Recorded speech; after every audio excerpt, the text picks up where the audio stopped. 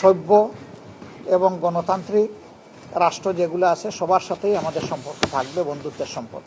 প্রধানত নির্বাচন কমিশন এবং নির্বাচন কমিশনকে অর্থবহ সহযোগিতা দেওয়ার দায়িত্ব হচ্ছে সরকারের।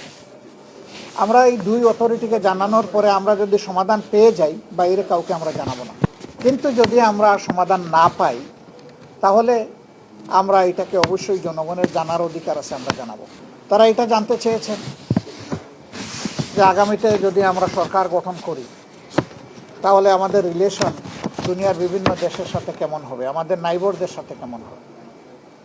আমরা স্পষ্টভাবেই বলেছি যে বিশ্বের সবগুলা শান্তিকামী, সভ্য এবং গণতান্ত্রিক রাষ্ট্র যেগুলো আছে সবার সাথেই আমাদের সম্পর্ক থাকবে, বন্ধুত্বের সম্পর্ক।